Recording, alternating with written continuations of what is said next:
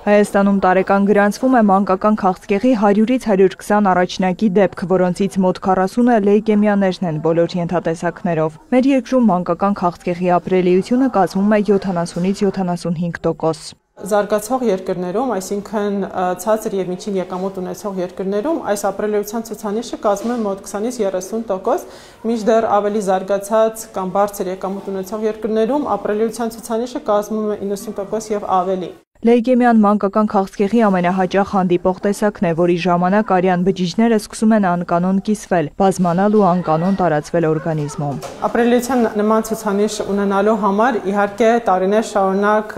տարբեր կառույցներ, տարբեր մարդիկ ջանքեր են գործադրել, որպեսզի հասնենք այս ցուցանիշի, սակայն վերջին 9 ամիսների ընթացքում կուզենամ ընդգծել եւ շեշտել Act for Children միջազգային ծրագիրը, որի առաջին շահառուներից մեկը հանդիսանում է Հայաստանը եւ մեր մանկական քաղցկեղի կենտրոնը։ Բազմաբաղադրիչ ծրագրով նորարարական այս դեղամիջոցը սուր լիմֆոբլաստիկ լեյկոզ ունեցող երեխաներին տրամադրվում է անվճար։ Այն նպաստում է ապրելիության ցուցանիշների բարձրացմանը։ Մեր ընկերությունը միջազգային գործընկերների հետ իրականացրեցին այս ծրագիրը եւ եզակի է Հայաստան այս ծրագրում,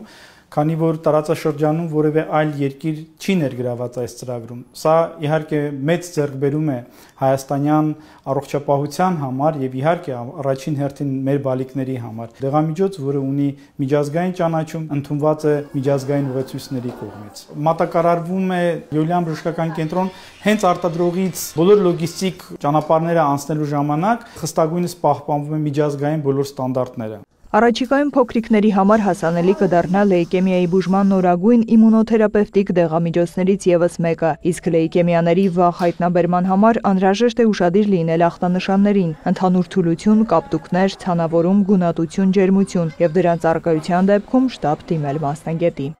Նարեկ Ոսկանյան, Արման Թովմասյան, լուրեր։